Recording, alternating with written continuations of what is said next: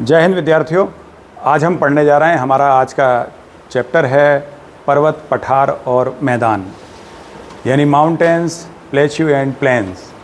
इन तीनों चीज़ों को एक साथ पढ़ा जाता है, लेकिन क्रम से हम एक एक करके पढ़ेंगे और एक दूसरे से कोरिलेटेड होते हैं ये, इसलिए इनके बारे में हम विस्तार से थोड़ा थोड़ा करके अध्ययन करेंगे।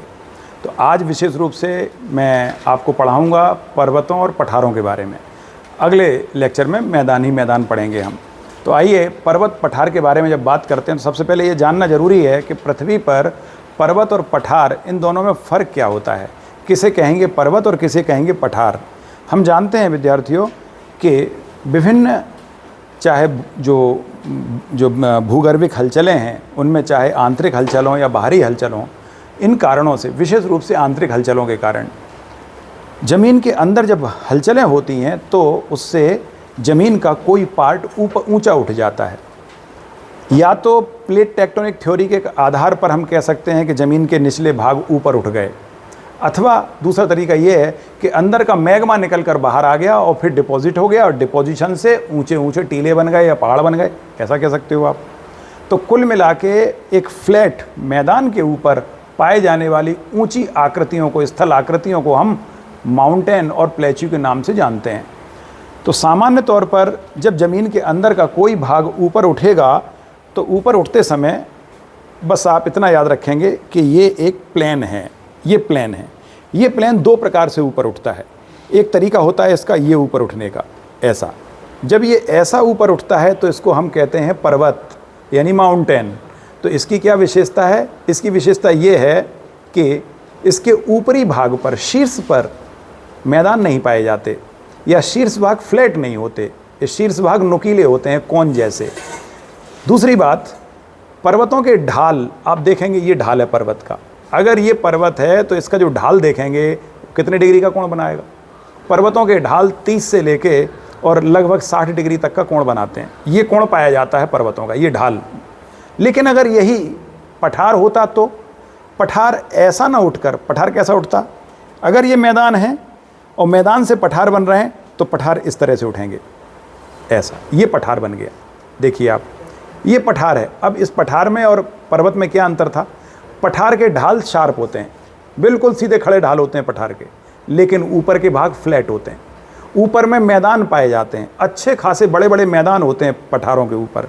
तो पठार और मैदान, पर्वतों में यही फ़र्क है। पर्वत होगा तो ऐसा होगा, ये पर्वत है। अब पर्वत का ढाल आप देखिए, पर्वत का ढाल कम है, लेकिन पठार का ढाल बहुत ज़्यादा है। ये सीधे खड़ा ढाल है पठार का। पठार जस्ट लाइक एक टेबल, जैसे टेबल के ऊपर मैदान है, लेकिन जहाँ टेबल खड़ी हुई है जिन पैरों पे, वहाँ तो सीधा खड़ा ढाल है। बस इनको कहते हैं पठार। तो पठार और पर्वत में यही बेसिक फ़र्क है। दूसरा फ़र्क ये है, चूँकि पर्वत ऊँचे होते हैं, उनकी ऊंचाई अपेक्षाकृत ज़्यादा होती है और पठारों की ऊंचाई उतनी ज़्यादा नहीं होती। पठार अपेक्षाकृत निचले भागों में पाए जाते हैं, नीचे होते हैं। ये दोनों बेसिक फ़र्क हैं। इसके अलावा भी कुछ फ़र्क हैं। वो फ़र्क हम इस तरह से समझेंगे कि पूरी पृथ्वी पर अगर पर्वत, पठार और मैदानों का आकलन किया जाए कि पृथ्वी के कितने भाग पर क्या है, तो इसको ज़रूर आप लोग विद्यार्थियों अच्छे से नोट कर लेंगे कि पृथ्वी के कितने भाग पर क्या।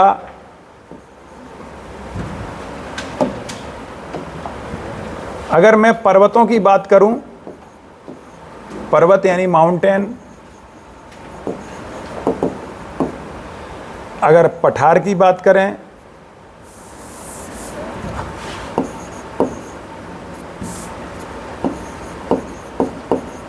पर्वत यानी माउंटेन, दूसरे पठार यानी प्लेच्यू, और तीसरे हैं मैदान यानी प्लेन्स। इन तीनों में जो बेसिक फ़र्क है, सबसे पहला कि पृथ्वी के कितने भाग पर इनका अस्तित्व है। तो पृथ्वी में इन तीनों में से सबसे बड़ा भाग कौन है? मैदान। ये 41% भाग पर हैं। दूसरे स्थान पर आते हैं प्लेच्यू, 33% भाग पर हैं। और तीसरे स्थान पर आते हैं पर्वत, 26% भाग पर हैं। ये बिल्कुल कंठस्थ याद होना चाहिए आपको। कि पृथ्वी के सबसे बड़े भाग पर मैदान पाए जाते हैं 41% भाग पर, पठार 33% और पर्वत 26% भाग पर पाए जाते हैं।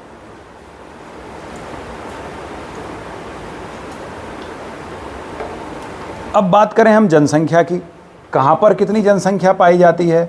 तो अब आप देखिए, दुनिया की जितनी बड़ी सभ्यताएं हैं सभी नदियों के किनारे फली फूली। बड़ी बड़ी सभ्यताएं नदियों के किनारे फली फूली, जैसे मेसोपोटामिया की सभ्यता, मिस्र की सभ्यता, अथवा सिंधु घाटी की सभ्यता, अथवा चाइना की सभ्यता जो हवांगो नदी के किनारे फली फूली, सिंधु घाटी की सभ्यता सिंधु नदी के किनारे, मिस्र की सभ्यता नील नदी के किनारे, तो वहीं मेसोपोटामिया की सभ्यता टाइग्रिस और उसको बोलते हैं यूफ्रेट्स और टाइग्रिस, इन नदियों के किनारे। तो उसमें दजला और फरात कहते हैं उनको वहाँ की लोकल भाषा में। तो दजला और फरात ये दो नदियाँ ऐसी हैं जिन नदियों के किनारे दुनिया की सबसे पुरानी सभ्यता मेसोपोटामिया की सभ्यता फलीभूत हुई। तो ज़्यादातर सभ्यताएं हमेशा नदियों के किनारे फली फूली। ऐसा क्यों हुआ? क्योंकि वहाँ दो चीज़ें चाहिए, इंसान को जिंदा रहने के लिए दो चीज़ें चाहिए, एक होता है पानी और दूसरा होता है भोजन। भोजन के लिए अनाज चाहिए, अनाज के लिए एग्रीकल्चर चाहिए। एग्रीकल्चर फ्लैट जगह में होगी, जहाँ मैदान होंगे वहाँ अधिक एग्रीकल्चर होगी, स्वाभाविक है। और नदियाँ हैं ही तो पानी भी मिल रहा है, कृषि भी हो रही है। जहाँ ये दोनों हैं वहाँ सबसे बड़ी सभ्यताएं फली फूली। लेकिन अब दूसरा प्रश्न उठता है कि अगर हम देखें तो कहाँ कितनी जनसंख्या है। तो देखिए आप, पूरे विश्व में सबसे ज़्यादा जनसंख्या मैदानों में निवास करती है, क्योंकि अभी जैसा बताया मैंने नदियों के किनारे सबसे ज़्यादा बड़ी सभ्यताएं हैं। 79% जनसंख्या मैदानों में निवास करती है। अब पर्वत और पठार में अगर आप सोचें कि कहाँ ज़्यादा मात्रा में लोगों को रहना चाहिए, तो कॉमन सेंस की बात है, आपके मन में आएगा कि साहब पठारों पर, पर्वतों पर तो उतने लोग रहेंगे नहीं। पठार फिर भी ऊपर से प्लेन होते हैं, चौरस होते हैं, तो वहाँ रहने की संभावनाएं ज़्यादा होती हैं। लेकिन उल्टा है, पर्वतों पर ज़्यादा लोग रहते हैं बजाय पठारों के। पर्वतों पर रहने वाले लोगों की संख्या 12% है, जबकि पठारों पर रहने वाले लोगों की संख्या केवल 9% है। अब यहाँ प्रश्न उठता है, ऐसा क्यों? क्यों आखिर पठार पर लोग कम रहते हैं और पर्वतों पर ज़्यादा रहते हैं? क्योंकि पानी के सबसे बड़े स्रोत पर्वत हैं। पर्वतों पर ही पानी के स्रोत पाए जाते हैं। जिंदा रहने के लिए पहली चीज़ अगर कोई आवश्यक है तो वो है पानी। खाद्यान्न बाद में आता है, पानी पहले चाहिए। इसीलिए पर्वतों पर ज़्यादा जनसंख्या निवास करती है बजाय पठारों के। तो अब यहाँ दूसरी बात आती है कि पर्वत और पठार पर जनसंख्या इतनी कम होने का कारण क्या? अगर पर्वतों पर पानी है तो फिर पर्वतों पर खाने पीने की चीज़ें भी बहुत मिलती हैं, तो वहाँ जनसंख्या क्यों नहीं है ज़्यादा? क्योंकि वहाँ एग्रीकल्चर अच्छे से नहीं हो सकती। दूसरी बात यह है, आवागमन के साधन तैयार नहीं हो सकते, इसीलिए ना पर्वत पे ना पठारों पर जनसंख्या ज़्यादा नहीं पाई जाती। लेकिन पठारी भाग में तो बड़े आराम से वाहन चल सकते हैं, चौरस है, फिर भी वहाँ जनसंख्या कम होने का कारण क्या है? क्योंकि पठार पर पानी नहीं है। पानी सबसे कम पाया जाता है पठारों पर, सबसे ज़्यादा पाया जाता है पानी पर्वतों पर, सेकंड नंबर पर मैदानों पर। पर्वतों से निकलने वाली जो झरने होते हैं वही झरने आगे बढ़कर नदियों का स्वरूप प्राप्त कर लेते हैं। तो जो मैदानों में नदियाँ बनती हैं वो पर्वतों से के ढाल से लुढ़कने वाले पानी से ही बनती हैं। तो इसीलिए पर्वतों पर और मैदानों पर जनसंख्या ज़्यादा होती है, पठारों पर जनसंख्या बहुत कम पाई जाती है। तो इस आधार पर कि ये तीनों किस चीज़ के अच्छे स्रोत हैं, तो हम कहेंगे पर्वत पानी के अच्छे स्रोत हैं, जल बहुत ज़्यादा मात्रा में है पर्वतों पर। पठार पर सबसे ज़्यादा मिनरल्स पाए जाते हैं, खनिज तत्व पाए जाते हैं। जितनी भी खुदाई होती है किसी भी देश में, खनिज निकालने के लिए, मिनरल्स निकालने के लिए, वो सारी की सारी खुदाई कहाँ होती है? पठारों पर। भारत में छोटा नागपुर का पठार इसीलिए फेमस है, उस छोटे नागपुर के पठार के आसपास सबसे ज़्यादा मिनरल्स पाए जाते हैं। इसलिए पठार मिनरल्स यानी खनिज तत्वों का सबसे अच्छा स्रोत कहलाते हैं। और भोज्य सामग्री सबसे ज़्यादा मैदान में पाई जाती है। इसलिए भोजन के लिए या अनाज के लिए अथवा भोज्य पदार्थों के लिए मैदान सबसे ज़्यादा फेमस होते हैं। तो इस आधार पर ये तीन अंतर आपके सामने लिखे हुए हैं। पर्वत, पठार और मैदानों में क्या अंतर होता है, तो ये तीनों अंतर बहुत कंठस्थ याद कर लेना आप, आपके मतलब के हैं।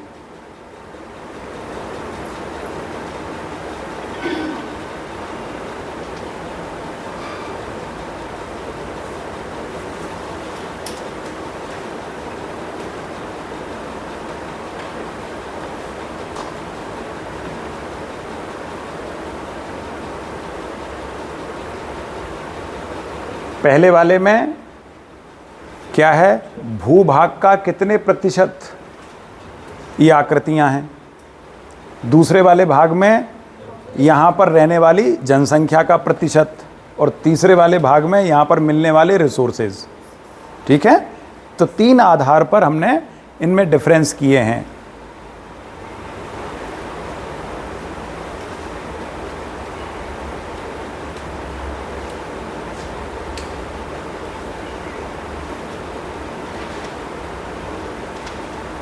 लिख लिया होगा आपने, साथ साथ लिखा करो, समय बहुत कम रहता है, इतना समय नहीं है अपने पास ज़्यादा देर वेट कर सकें। मैं लिखता जा रहा हूँ, साथ साथ लिखिए, आप जल्दी कीजिए, उतना जितनी जल्दी करेंगे अधिक से अधिक चीज़ें हम दे पाएंगे।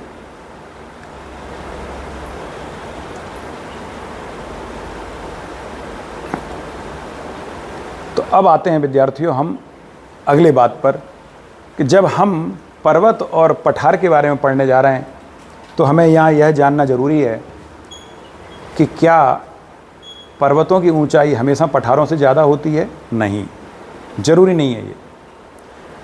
पठार कितने ऊंचे हो सकते हैं? जैसे तिब्बत का पठार लगभग 5000 मीटर ऊंचा है, जबकि दूसरी ओर विंध्याचल पर्वत केवल 900 मीटर ऊंचा है।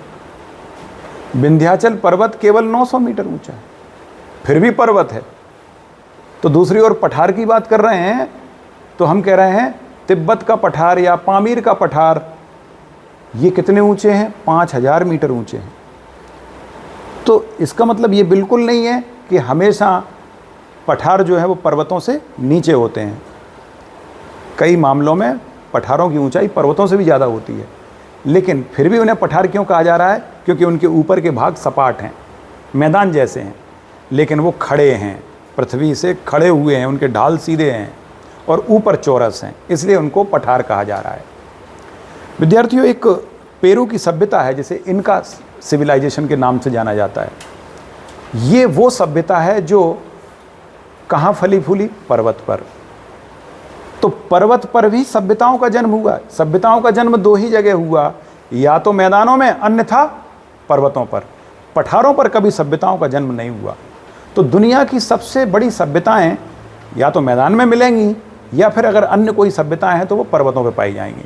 तो इनका के पर्वतों पर ऐसी सभ्यताएं पाई जाती थीं, और वहाँ जो जल स्रोत थे, उस पानी को उन्होंने, उस सभ्यता में उन्होंने क्या किया था, पानी के लिए ऐसी ऐसी नालियाँ बनाई थी कि स्टोरेज टैंक तक बना दिए थे उन्होंने वहाँ, ताकि वो पानी को पूरे साल भर तक संजो के रख सकें। लेकिन चूँकि नेचुरल रिसोर्सेज हर समय निकलते रहते हैं, गर्मियों के सीज़न में नेचुरल रिसोर्सेज का पानी बहुत कम रह जाता है, उस समय भी उस पानी का स्टोर कर सकें तो उन्होंने बड़े बड़े टैंक बना लिए थे पर्वत के ऊपर ही। तो ये सभ्यता, इनका की सभ्यता बहुत फेमस है, जो पेरू में पाई जाती है, वो पर्वत पर ही पाई गई।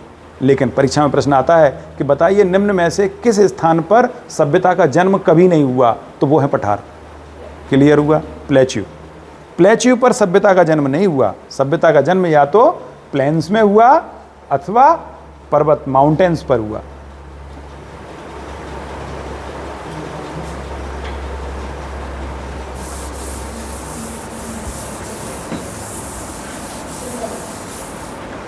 अब हम बात करते हैं आगे,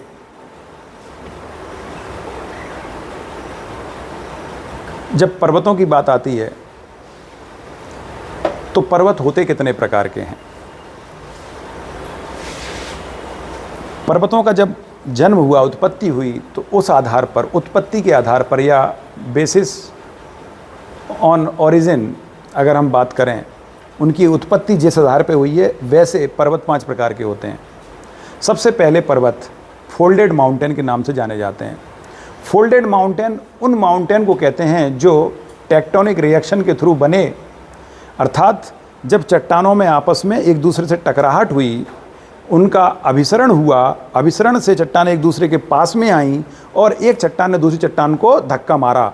तो ये ऊपर की चट्टान थी, नीचे की चट्टान जब इसके पास में आई और इसने इसको उठाने की कोशिश की तो इसके कुछ भाग उठ गए और उनमें फोल्ड पड़ गए, इस तरह से फोल्ड पड़ गए। जब ये फोल्ड पड़े तो फोल्डेड माउंटेन बन गया। न सिर्फ ऊंचे उठे बल्कि उनमें फोल्ड भी पड़ गए। इस टाइप के फोल्ड ऐसे फोल्ड देखने को मिले, इसीलिए इन्हें फोल्डेड माउंटेन कहते हैं। दुनिया के सबसे बड़े माउंटेन फोल्डेड माउंटेन है।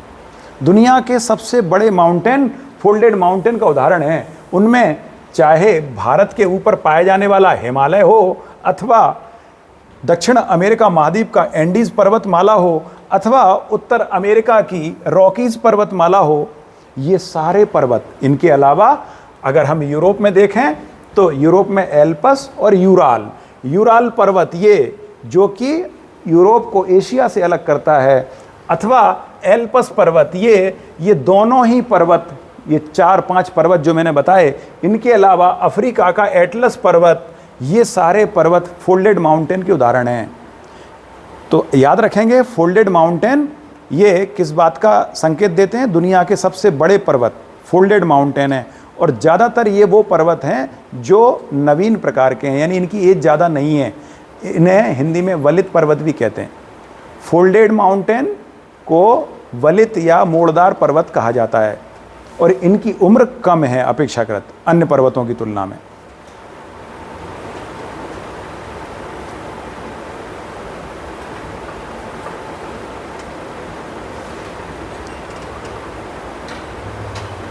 इसके बाद सेकंड नंबर पे आते हैं, फोल्डेड माउंटेन के बाद पीडमोंट माउंटेन।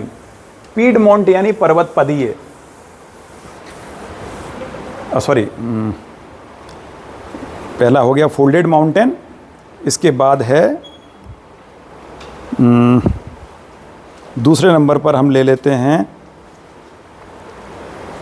भ्रंशोत्त पर्वत, अर्थात इसको इंग्लिश में कहते हैं ब्लॉक माउंटेन। ब्लॉक माउंटेन ये शब्द प्रयोग किया जाता है, ब्लॉक माउंटेन अथवा भ्रंशोत्त पर्वत। भ्रंश के कारण उत्पन्न होने वाले पर्वत।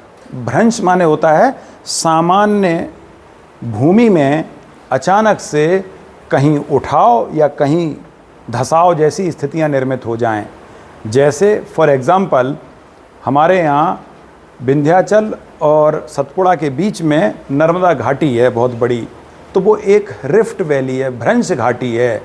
तो वो रिफ्ट वैली में हुआ क्या था आदिकाल में, कभी ये जो नर्मदा नदी जहाँ बह रही है जिस घाटी में, वो वाले भाग नीचे धस गए। यानी कभी ऐसे रहे होंगे ये पर्वत, इस टाइप से रहे होंगे, कभी ये पूरी भूमि सपाट थी, ये पूरी भूमि सपाट थी, लेकिन इसका एक भाग नीचे धस गया। ये जो नीचे धस गया भाग, इसमें से होकर नर्मदा नदी फ्लो कर रही है, इसमें से नर्मदा नदी बह रही है। तो ये भाग पर्वतों का या ज़मीन का कुछ भाग नीचे धस गया, नीचे बैठ गया, और ये वाले भाग खड़े रह गए। तो फिर ये वाले भाग क्या? पर्वत कहलाए। जो भाग खड़े रह गए तो नीचे से देखोगे तो ये पर्वत लगेंगे आपको, इसलिए इन्हें भ्रंशोत्त पर्वत कहा जाता है। अथवा एक तरीका ये भी होता है कि दो जगह का पर्वत, ये पर्वत भाग है और इसके इधर ये वैली है और इसके इधर भी वैली है,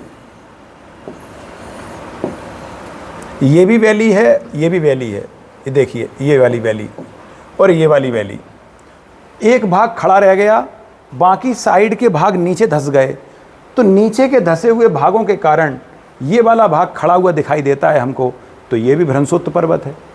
तो भ्रंशोत्त एक तरीका ये भी है कि ज़मीन में पूरी ज़मीन जो फ्लैट थी उसका एक भाग ऊपर उठ गया, शेष भाग ये फ्लैट बने रहे, तो जो उठा हुआ भाग है वो पर्वत बन गया, ये भी भ्रंशोत्त पर्वत है। तो भ्रंशोत्त पर्वत का जन्म ज़मीन के असाधारण रूप से ऊपर उठ जाने अथवा नीचे धस जाने के कारण उत्पन्न होता है, तो इसको ब्लॉक माउंटेन कहा जाता है। ऐसे ब्लॉक माउंटेन का सबसे अच्छा उदाहरण है विश्व का सबसे बड़ा ब्लॉक माउंटेन अमेरिका का Sierra Nevada. Sierra Nevada America का सबसे बड़ा ब्लॉक माउंटेन है। सियरा नेवदा, ये यहाँ कहीं पाया जाता है। Sierra Nevada, Sierra Nevada SIERA Sierra Nevada NEVDA।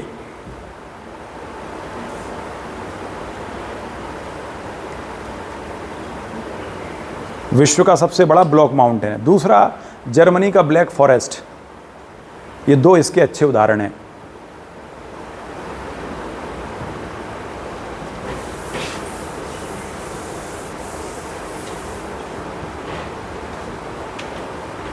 Germany का ब्लैक फॉरेस्ट, ये इसका अच्छा उदाहरण है। अमेरिका का सिएरा नेवादा, जर्मनी का ब्लैक फॉरेस्ट, ये दोनों ब्लॉक माउंटेन के उदाहरण हैं।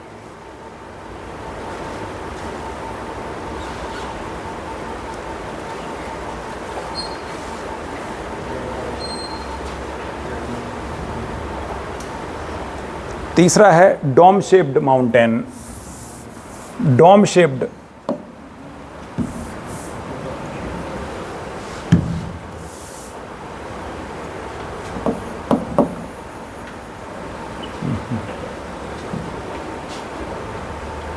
तीसरा है डोम शेप्ड।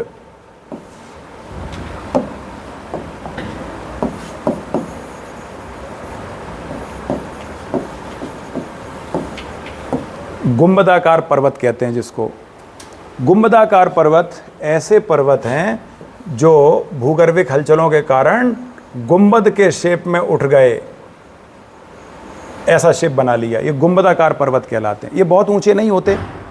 जब कभी ज़मीन के अंदर भूगर्भिक हलचलें हुई थीं, मैग्मा बाहर निकलने की कोशिश कर रहा था, मैग्मा ज़्यादा थिक था, वो बाहर नहीं आ पाया, लेकिन उसने ऊपर की चट्टानों को, ऊपर की प्लेट को ऊपर उठा दिया और बीच में अंदर ठंडा हो गया।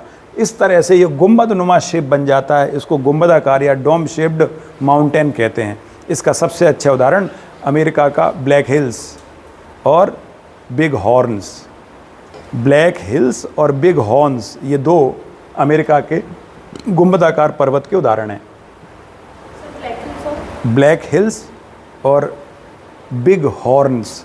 हॉर्न माने सींग, सींग जैसे आकार का है, उसका ऊंचा चोटी सींग जैसी है, इसलिए उसको बिग हॉर्न्स कहते हैं। आप नेट पर देख लीजिएगा। मैं इन सब चीज़ों को नेट पर इसलिए नहीं दिखा सकता आपको क्योंकि कॉपीराइट एक्ट के तहत आता है, इसलिए मैं हर चीज़ आपको नेट पर नहीं दे सकता। यही कारण है, मैं पहले भी कह चुका, कुछ चीज़ें मैं ऑफलाइन दूंगा आपको, ऑनलाइन नहीं दे सकता। ठीक है, तो वो मैं समय समय पर मैं ऑफलाइन आपको दे दिया करूँगा। तो बिग हॉर्न्स ये अमेरिका का वो पर्वत है जो, इसका नाम हॉर्न माने होता है सींग, हॉर्न माने सींग, तो ये सींग जैसा उठा हुआ है ऊपर इस तरह से ऐसा, इसलिए उसको बिग हॉर्न्स कहा जाता है। तो आप नेट पर आप खुद सर्च कर सकते हैं। बिग हॉर्न्स जो पर्वत है, ऐसा ही ब्लैक हिल्स पर्वत है। ये ज़्यादा ऊंचे नहीं होते, लेकिन ये कैसे होते हैं, गुंबद के शेप में होते हैं, इसलिए गुंबदाकार पर्वत कहलाते हैं।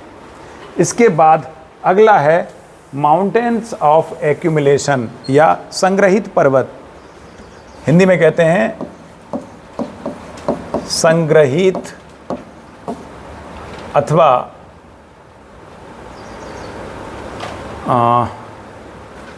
ज्वालामुखी पर्वत। संग्रहित अथवा ज्वालामुखी पर्वत, इंग्लिश में कहेंगे mountains of accumulation. Mountains of accumulation, accumulation.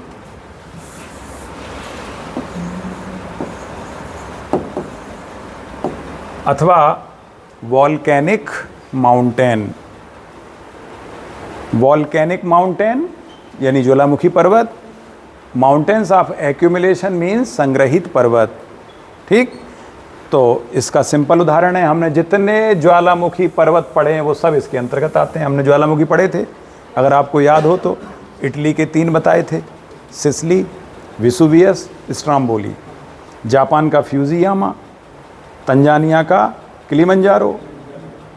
ठीक है, और इसके अलावा जितने भी और पर्वतों के नाम लिए, चाहे क्राकाटाओ हो, कोटोपैक्सी हो, अथवा पोपा हो, देवबंद है, तो ये सारे के सारे, कोह सुल्तान है, ये जितने पर्वत हैं ये सारे क्या हुए, ज्वालामुखी के बाहर उद्गार से जो मटेरियल निकला उस मटेरियल के ठंडा होने से बने हैं, यानी मटेरियल के इकट्ठा होने से बने हैं, इसलिए इनको संग्रहित पर्वत कहा जाता है।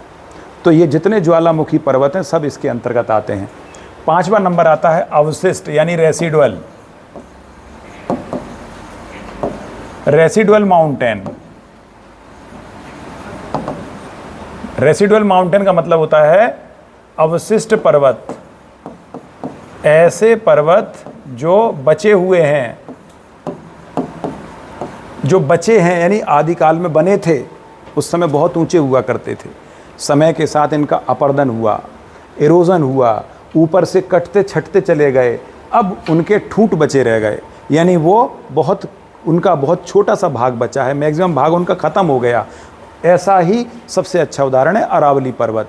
भारत का अरावली पर्वत ये अवशिष्ट पर्वत का ही उदाहरण है। अवशिष्ट माने बचे हुए, शेष बच गए।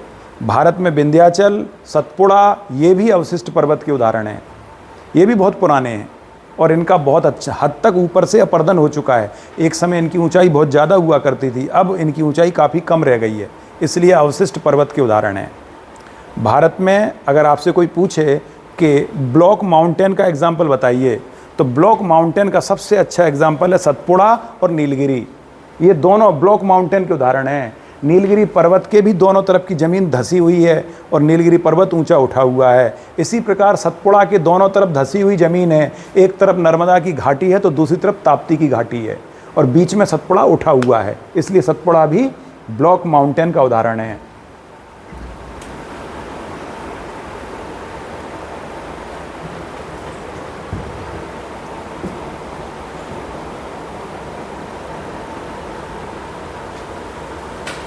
क्लियर हो गए माउंटेन कितने प्रकार के। माउंटेन से संबंधित कुछ शब्दावली हैं जो अक्सर पूछी जाती हैं आपसे, तो आपको पता होना चाहिए। देखिए, जब माउंटेन का जन्म होता है तो माउंटेन एक फ्लैट मैदान के ऊपर उठने से माउंटेन बने, अथवा फ्लैट मैदान के ऊपर निकलने वाले ज्वालामुखी उद्गार के इकट्ठे होने से माउंटेन बने। तो अगर मैं मानूं कि ये फ्लैट जगह है, इस फ्लैट जगह का उठाव हुआ ऊपर की तरफ, जब ये फ्लैट जगह ऊपर की ओर उठी तो इसने इस तरह की आकृतियां निर्मित की।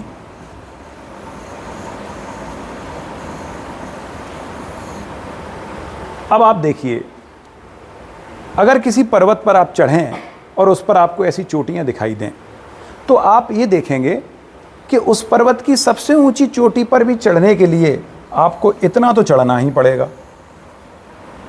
ये ऊंचाई देख रहे हैं आप, इस ऊंचाई तक तो आपको जाना ही पड़ेगा, चाहे यहाँ पहुँचना हो, यहाँ पहुँचना हो, यहाँ पहुँचना हो। मतलब इस पर्वत का इतना भाग तो वो है जो ज़मीन से उठा हुआ हर जगह है। ये भाग तो हर जगह उठा है। एक उठे हुए प्लेटफॉर्म के ऊपर फोल्ड पड़ गए तो इस तरह से पर्वत बन गए। तो ऐसे जब पर्वत बनते हैं तो इन्हें कहा जाता है माउंटेन रेंज। इनको कहते हैं माउंटेन रेंज।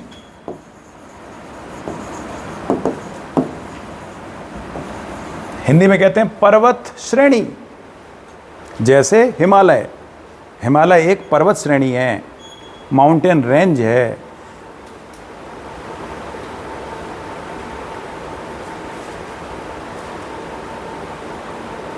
अगर यही पर्वत कुछ इस तरह से हों,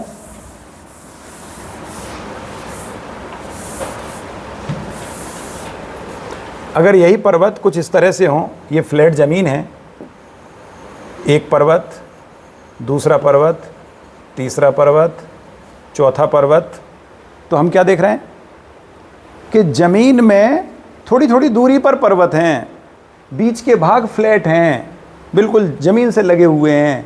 तो जब कभी ऐसी पर्वतमालाएं देखने को मिलें तो ऐसी पर्वतमालाओं को हम फिर पर्वत श्रेणी नहीं कहते, फिर उसे हम पर्वत कटक कहते हैं। हिंदी में कहते हैं पर्वत कटक, इंग्लिश में कहते हैं माउंटेन रिज।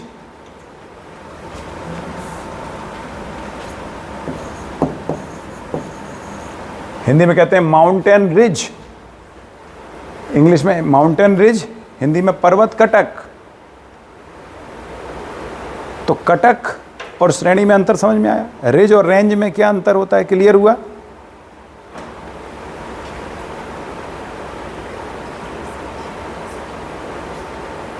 दुनिया में कुछ पर्वत ऐसे हैं जब उनका निर्माण हुआ तो एक ही समय में वो पर्वत पूरा नहीं बन पाया। उसका एक लंबी लाइन पर्वत की किसी समय में बनी और फिर कुछ लाख साल बाद, कुछ करोड़ साल बाद दूसरी लाइन बनती है।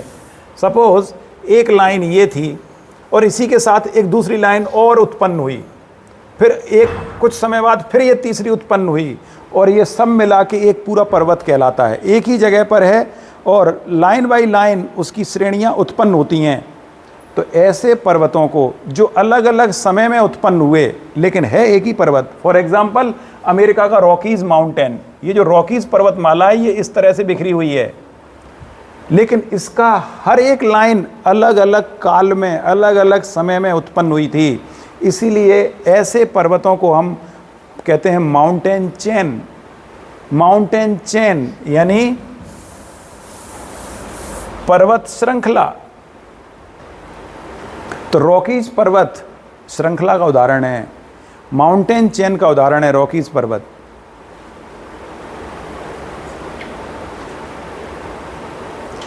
हिमालय एक साथ बना है, एक साथ बना,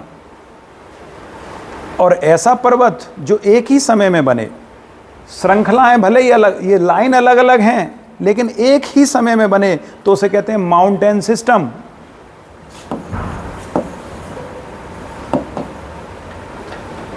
माउंटेन सिस्टम अर्थात पर्वत तंत्र। क्या कहेंगे?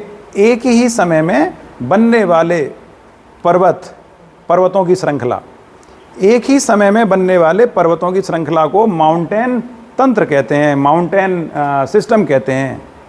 सर रॉकीज माउंटेन किस पार्ट में? रॉकीज चेन, माउंटेन चेन का उदाहरण है। और अपलेशियन पर्वत, ये अपलेशियन पर्वत है अमेरिका में, ये अपलेशियन पर्वत माउंटेन सिस्टम का उदाहरण है। एप्लेशियन पर्वत माउंटेन सिस्टम का उदाहरण है। तो माउंटेन सिस्टम और माउंटेन सीरीज दोनों में केवल क्या अंतर है? सीरीज में पर्वतों की सभी लाइनें अलग अलग काल में उत्पन्न हुई, जबकि सिस्टम में एक ही समय में उत्पन्न हुई। जैसे ये आप देख रहे हैं मेरी उंगलियां, थोड़ी देर के लिए माने ये माउंटेन है। अगर एक साथ नीचे से इनको उठाया जाए और इस तरह से फोल्ड पड़ जाए, ऊंचे उठ गए, तो ये क्या कहलाएगा? Mountain system. लेकिन एक बार में इस उंगली को उठाया, ये फ्लैट था, ये उंगली उठ गई, फिर कुछ समय बाद ये उंगली उठ गई, फिर कुछ समय बाद, कुछ समय मतलब ऐसा नहीं 2-4 घंटे, कुछ समय का मतलब है यहाँ लाखों करोड़ों साल में फिर अगला ये वाली उंगली उठ गई, फिर ये उंगली उठ गई। तो ऐसे जो लाइन बनी इसको कहते हैं फिर हम माउंटेन चेन। तो रॉकीज पर्वत माउंटेन चेन का उदाहरण है, जबकि एप्लेशियन पर्वत काहे का उदाहरण है? माउंटेन सिस्टम का। और जब पृथ्वी के किसी बड़े भूभाग में ये सारी चीजें एक साथ पाई जाएं, mountain ridge, mountain range, mountain chain, mountain system, जब सब एक साथ पाए जाते हैं तो उसको कहते हैं कॉर्डिलेरा। ये बहुत इंपॉर्टेंट शब्द है, कॉर्डिलेरा। परीक्षा में प्रश्न पूछा जाता है कि कॉर्डिलेरा शब्द का संबंध किस आकृति से है, भू आकृति से है? तो आप कहेंगे पर्वतों से। कॉर्डिलेरा शब्द का संबंध पर्वतों से है। और ज्वालामुखी में क्या पढ़ा था? काल्डेरा, याद है? काल्डेरा का संबंध ज्वालामुखी से है, कॉर्डिलेरा का संबंध पर्वतों से है।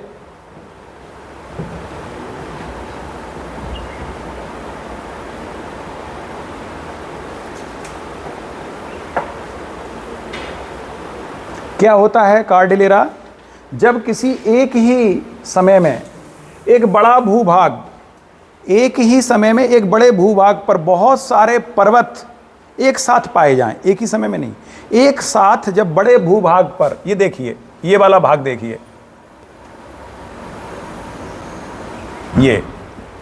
ये पूरा का पूरा एक पर्वतीय क्षेत्र है उत्तर अमेरिका महाद्वीप का। ये पूरा पर्वतीय क्षेत्र है और इस पर्वतीय क्षेत्र में बहुत सारे पर्वत हैं, अलग अलग नाम से पर्वत हैं। उन पर्वतों की क्या विशेषता है? उसमें रिज भी हैं, रेंज भी हैं, उसमें चेन भी हैं, उसमें सिस्टम भी हैं। तो इन सब का मिला जुला रूप कॉर्डिलेरा कहलाता है। इन सब का मिला जुला रूप कॉर्डिलेरा, तो इसे कहते हैं पैसिफिक कॉर्डिलेरा। इसका नाम ही है पैसिफिक कॉर्डिलेरा या नॉर्थ पैसिफिक कॉर्डिलेरा के नाम से जाना जाता है। इसे नॉर्थ अमेरिकन कॉर्डिलेरा भी कहते हैं। नॉर्थ पैसिफिक, चूंकि ये क्या है, प्रशांत महासागर है, प्रशांत महासागर का उत्तरी भाग है, इसलिए इसे नॉर्थ पैसिफिक कॉर्डिलेरा या नॉर्थ अमेरिकन कॉर्डिलेरा के नाम से जाना जाता है। नीचे वाले भाग में ये एंडीज पर्वतमाला है, देखिए ये एंडीज पर्वतमाला है, ये एंडीज पर्वतमाला भी एक कॉर्डिलेरा है। इसे कहा जाता है साउथ अमेरिकन कॉर्डिलेरा या साउथ पैसिफिक कॉर्डिलेरा के नाम से जाना जाता है। यानी एंडीज पर्वतमाला का जो जितनी पर्वतमाला में जितने भी पर्वत हैं वो सब, उनका जन्म एक साथ नहीं हुआ, ना ही वो रिज या रेंज से बने हैं। उनमें कुछ रिज हैं तो कुछ रेंज हैं, कुछ चेन है तो कुछ सिस्टम हैं।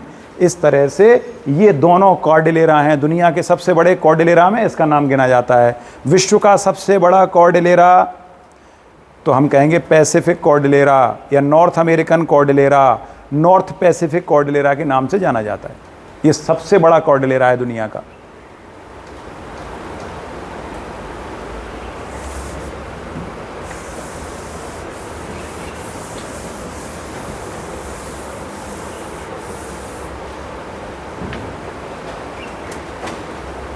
क्लियर हो गए, शब्दावली क्लियर हो गई।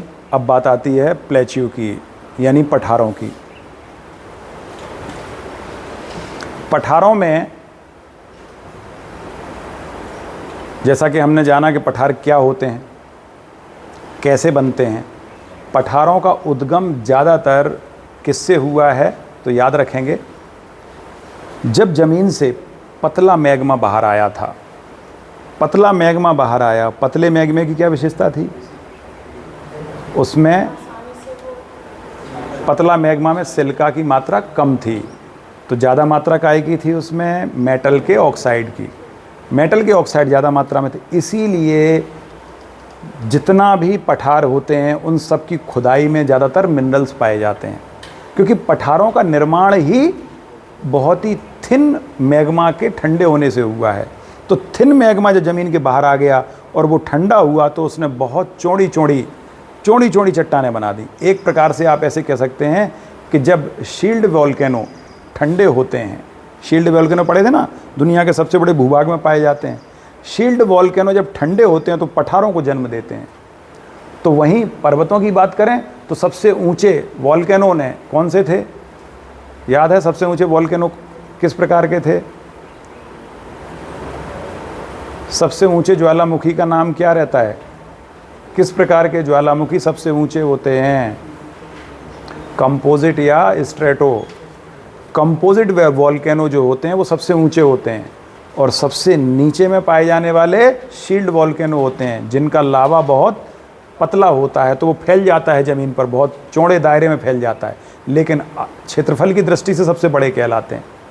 क्षेत्रफल की दृष्टि से शील्ड वोल्केनो सबसे बड़े होते हैं और ऊंचाई की दृष्टि से सबसे नीचे होते हैं।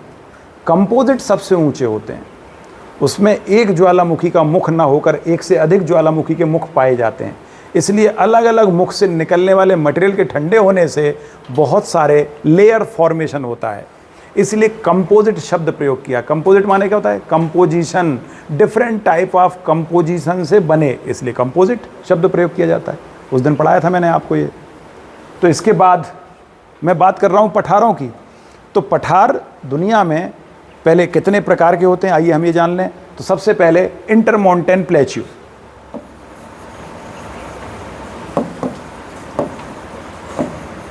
इंटरमाउंटेन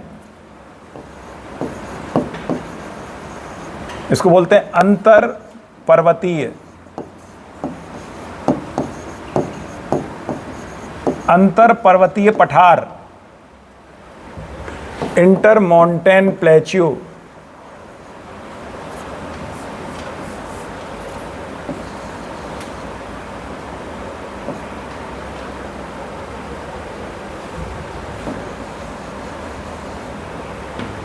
इंटर माउंटेन प्लेच्यू, अंतर पर्वतीय पठार, अर्थात पर्वतों के बीच में पाए जाने वाले पठार। पर्वतों के बीच में पाए जाने वाले पठार का मतलब क्या हुआ? ये एक पर्वत है, ये नीचे आया और फिर यहाँ फ्लैट हुआ और फिर ऊंचा उठ गया और फिर फ्लैट हुआ फिर ऊंचा उठ गया, इस टाइप से। तो ज़मीन से हमने क्या देखा कि ये वाले पर्वत का ये वाला भाग धंसा हुआ है, लेकिन ज़मीन से तो ऊंचा है, ज़मीन से ऊंचा है और फिर भी इस भाग में फ्लैट मैदान जैसे पाए जाते हैं, ये मैदान है, ये पठार कहलाते हैं। तो हिमालय के ऊपर आप चढ़ेंगे तो वहाँ आपको बहुत बड़ा पठार मिलेगा, तिब्बत का पठार, जिसे पामीर का पठार भी कहते हैं। एक ही बात है, तिब्बत का पठार या पामीर का पठार एक ही बात है, कंफ्यूज नहीं होना है। ये विश्व का सबसे बड़ा पठार है, 25 लाख वर्ग किलोमीटर क्षेत्र में फैला हुआ है। विश्व का सबसे बड़ा पठार है, किस मामले में? क्षेत्रफल के आधार पर। ऊंचाई के आधार पर भी सबसे ऊंचा पठार है, इसलिए इसे रूफ ऑफ वर्ल्ड, विश्व की छत भी कहते हैं। पामीर के पठार को रूफ ऑफ वर्ल्ड या विश्व की छत कहा जाता है, क्योंकि ये विश्व का सबसे ऊंचा पठार है और क्षेत्रफल की दृष्टि से सबसे बड़ा पठार है, क्योंकि इसका क्षेत्रफल 25 लाख वर्ग किलोमीटर है। 25 लाख स्क्वायर किलोमीटर ये इसका एरिया है और ऊंचाई लगभग 5000 मीटर है, इसलिए विश्व का सबसे ऊंचा पठार है और सबसे बड़ा पठार है। पर्वतों के बीच में पाया जाता है, इसलिए ये इंटर माउंटेन प्लेच्यू टाइप का है। दुनिया का कोई भी प्लेच्यू जो पर्वतों के बीच में मिले वो इंटर माउंटेन प्लेच्यू के नाम से जाना जाएगा।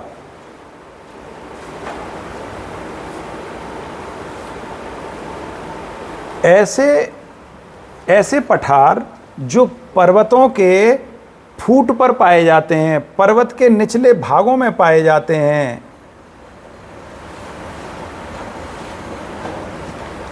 ये पर्वत है, पर्वत के निचले भागों में, इन्हें कहते हैं फूट, इन्हें कहते हैं, क्या बोलेंगे इनको?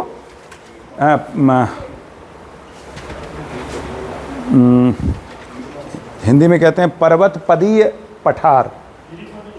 गिरिपद या पर्वत पद एक ही बात है, गिरि और पर्वत पर्यायवाची हैं एक दूसरे के। तो गिरिपदीय या पर्वत पदीय और फूट माउंटेन के नाम से जाना जाता है इनको। फूट माउंटेन, पीडमोंट, पीडमोंट कह सकते हो, पीडमोंट प्लेच्यू के नाम से जाने जाते हैं। पीडमोंट मतलब होता है, मोंट माने पर्वत, पीड माने नीचे के भाग में, उसके पैरों पर पाए जाने वाले, तो इनको पीडमोंट कह सकते हो आप। पीडमोंट प्लेच्यू, पीडमोंट प्लेच्यू की क्या विशेषता है कि ये हमेशा पर्वत के निचले भाग में पाए जाते हैं। इन्हें पर्वत पदीय या फूट माउंटेन भी कहा जाता है, क्योंकि माउंटेन, फूट माउंटेन प्लेच्यू यानी माउंटेन के फूट पर, निचले पैरों पर उठे हुए भाग। ये उदाहरण है भारत में मालवा का पठार। भारत में मालवा का पठार विंध्याचल पर्वत के फूट पर पाया जाता है, इसलिए उसे पीडमोंट का सबसे अच्छा उदाहरण है भारत में।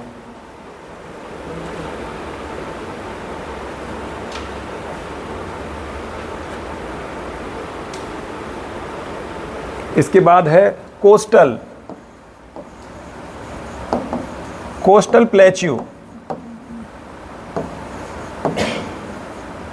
कोस्टल प्लेच्यू का उदाहरण मतलब समुद्र तटीय पठार, समुद्र के किनारों पर पाए जाने वाले पठार। इसका सबसे बढ़िया उदाहरण है कोस्टल प्लेच्यू का भारत में, तो कौन सा है?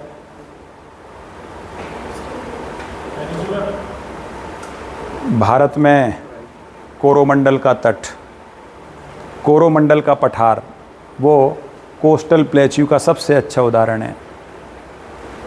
कर्नाटक का पठार, वो भी कोस्टल प्लेच्यू का उदाहरण है। जो कोस्टल एरिया में पाए जाते हैं, किनारों पर पाए जाते हैं, उन्हें बोलते हैं कोस्टल प्लेच्यू।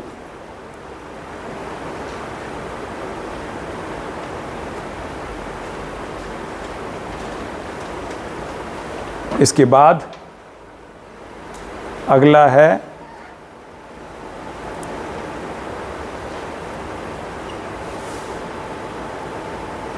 डोम शेप्ड। डोम शेप्ड माउंटेन भी थे और डोम शेप्ड प्लेच्यू भी हैं, दोनों ही होते हैं dome shaped. Dome shaped, dome shaped की क्या विशेषता? डोम जैसे आकार का, डोम जैसे गुंबद के आकार का पठार। वो इतना नहीं उठा कि पर्वत कहलाता, वो कितना उठा कि वो केवल पठार तक सीमित रह गया। भारत में छोटा नागपुर का पठार सबसे अच्छा उदाहरण है। डोम शेप्ड प्लेच्यू का उदाहरण है छोटा नागपुर का पठार।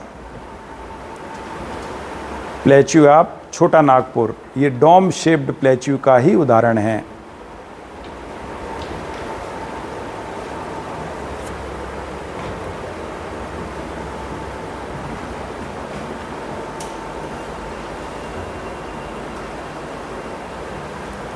इसके बाद अंतिम है कॉन्टिनेंटल।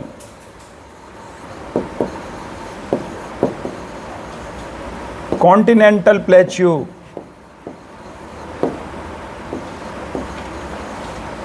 अर्थात महाद्वीपीय पठार।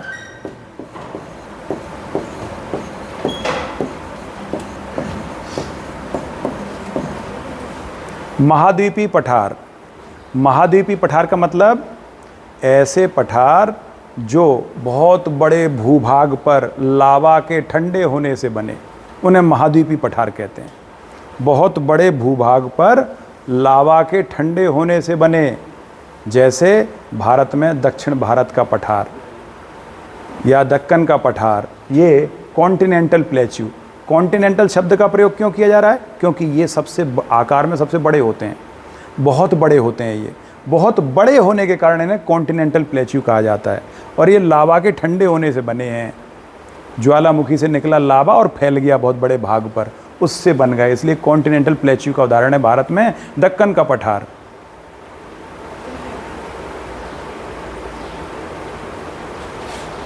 इसी प्रकार कोलंबिया का पठार, अमेरिका का कोलंबिया का पठार, ये यहां पर है कोलंबिया का पठार।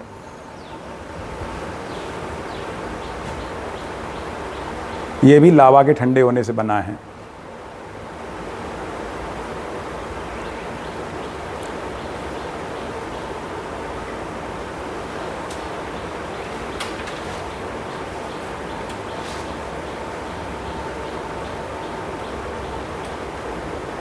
अब इसके बाद पठार से संबंधित शब्दावलियाँ जो परीक्षा के लिए इम्पोर्टेंट हैं। सबसे पहले मर्ग। मर्ग जो एक शब्द प्रयोग किया जाता है, मर्ग अर्थात ऐसे पठार जो घास के मैदान बन चुके हैं, उन्हें मर्ग कहा जाता है। जैसे जम्मू कश्मीर में गुलमर्ग, सोनमर्ग। गुलमर्ग, सोनमर्ग ये घास के बड़े बड़े मैदान हैं और पठार के रूप में ऊंचे उठे हुए, ज़मीन से, समुद्र तल से काफ़ी ऊंचे उठे हुए हैं, लेकिन ऊपर सपाट मैदान बन गए। यहाँ चरवाहे अपनी बकरियों को चराते हैं। जैसे जम्मू कश्मीर में आदिवासी गुज्जर, बकरवाल, ये आदिवासी भेड़ों को चराने, बकरियों को चराने ले जाते हैं। तो गुलमर्ग और सोनमर्ग के पठारों पर अपनी बकरियों को चराते हैं। तो वहीं भोटिया जनजाति उत्तराखंड में पाई जाती है, वो भी यही काम करती है। ऐसी एक जनजाति सिक्किम और दार्जिलिंग पश्चिम बंगाल में पाई जाती है, लेप्चा। परीक्षा के लिए इम्पोर्टेंट है। ये तीन जनजातियाँ, तीन आदिवासी जनजातियाँ, गुज्जर और बकरवाल जम्मू कश्मीर में हैं। वो जिन मैदानों में अपनी शीप को चरवाने के लिए ले जाते हैं, ग्रेजिंग करते हैं, वो जगह है जहाँ पर बड़े बड़े अच्छे घास के मैदान हैं और पठारी क्षेत्र हैं, ऐसे पठारी क्षेत्रों को गुलमर्ग और सोनमर्ग कहा जाता है।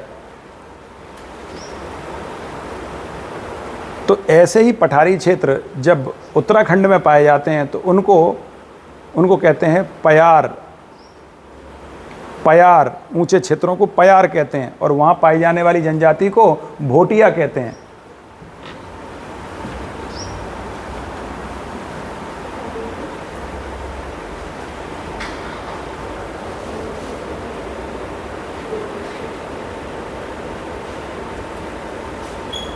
और सिक्किम में यही जनजाति लेपचा के नाम से जानी जाती है।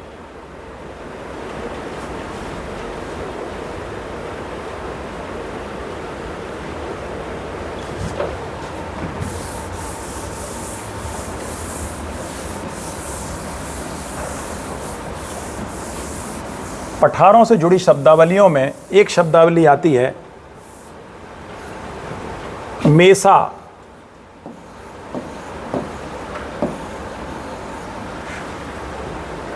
जब कभी किसी पठार के ऊपर की भूमि बीच बीच में सॉफ्ट हो तो क्या होता है कि जो सॉफ्ट भूमि है उसका अपरदन यानी इरोजन हो जाता है। फिर ऐसी लकीरें टाइप की बन जाती हैं। बीच की मिट्टी बह गई, यहाँ बह गई, ये बह गई, तो ये उठे हुए भाग, ये उठे हुए भाग, लेकिन बीच बीच में गड्ढे मिलेंगे।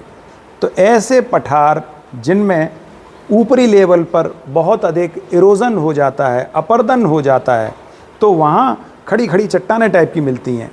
बीच बीच में ऐसे बीच में दरार होगी, नाली टाइप की होगी, फिर उसके बाद चट्टान, फिर नाली, फिर चट्टान। ये नालियाँ अच्छी चौड़ी चौड़ी होती हैं। तो इस टाइप की आकृति जब बनती है तो उसको कहते हैं मेसा।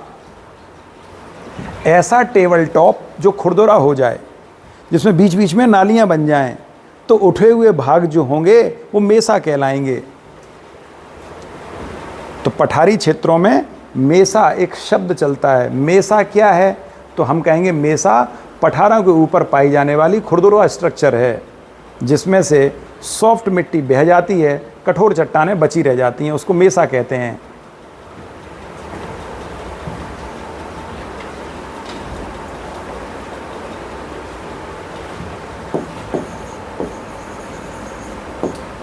अगला शब्द है बूटी।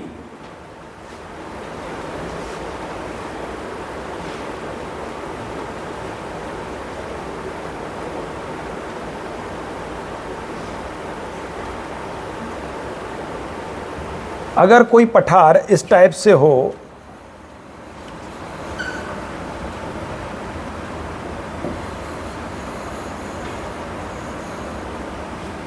कि इस पठार का ये वाला भाग, ये वाले भाग, यहाँ पर बहुत ज़्यादा इरोजन हुआ, अपरदन हुआ, और ऊपर कठोर चट्टान, उसका अपरदन नहीं हो पाया, वो टोपी जैसी स्थिति रखी हुई है।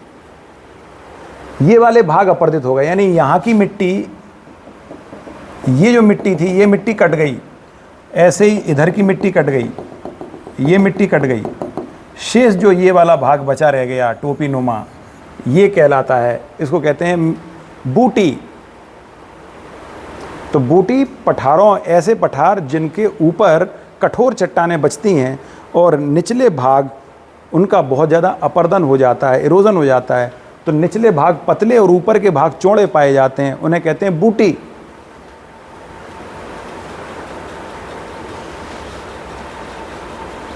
और एट लास्ट पिनेकल।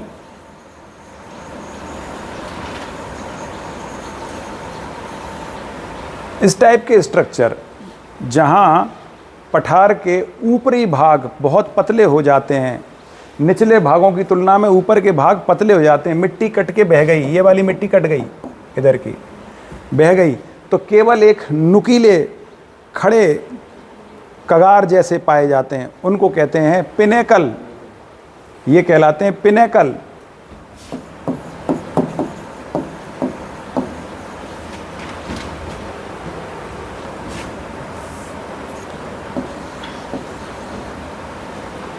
पिनेकल में थोड़ा कंफ्यूज हूँ, CAL है या CLE है, आप देख लेना एक बार। पिनेकल, तो पिनेकल सबसे नुकीले भाग होते हैं पठारों के। देन बूटी क्या है? पठारों के ऊपरी भाग चौरस होते हैं, बीच के भाग कट जाते हैं। मेसा में ऊपर ही ऊपर दरारें पड़ती हैं, बाकी पठार का भाग सेफ रहता है। मर्ग घास के मैदानों में कन्वर्ट हो जाते हैं। इस तरह से ये पठारों से जुड़ी हुई शब्दावली है।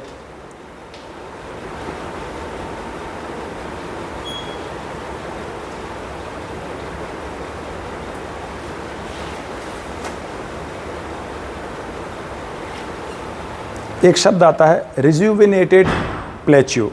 रिज्यूविनेटेड पुनर्युवित,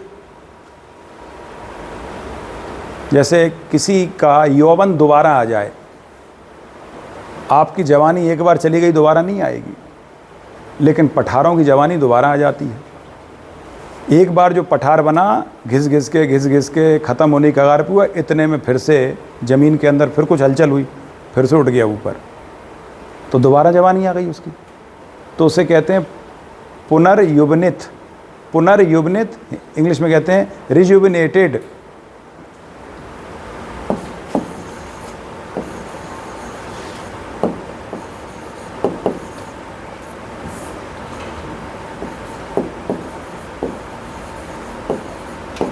रिजुविनेटेड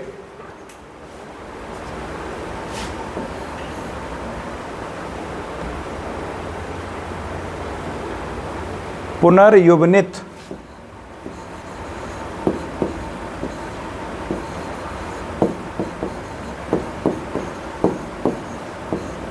जब एक पठार समय के साथ दोबारा उसका जन्म हो जाए तो उसे पुनर्युवनित कहते हैं। फिर से उसका यौवन हरा भरा हो गया, फिर से यौवन आ गया। इसका उदाहरण है भारत में रांची का पठार। रांची का पठार जो छोटा नागपुर पठार का ही एक भाग है, रांची का पठार पुनर्युवनित पठार का उदाहरण है।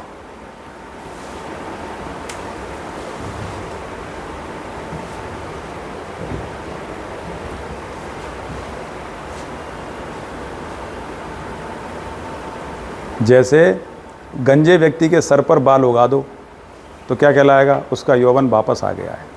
अगर दांत गिर जाएं बुढ़ापे में, नए दांत लगा दो, क्या कहा जाएगा? यौवन वापस आ गया है। चेहरे पर झाइयाँ आ जाएं, अगर झाइयाँ ख़त्म कर दो तो क्या कहा जाएगा? यौवन वापस आ गया है। इसी को कहते हैं रिजुविनेशन। रिजुविनेशन मतलब चेहरे का ऐसा कायाकल्प कर दो कि इंसान, बूढ़ा इंसान जवान दिखने लगे, इसे रिजुविनेशन कहते हैं। इसी तरह से पठारों में शब्द का प्रयोग किया जाता है। तो विद्यार्थियों, मैं आशा करता हूँ आपको मैदान और पठार क्लियर हो गए होंगे।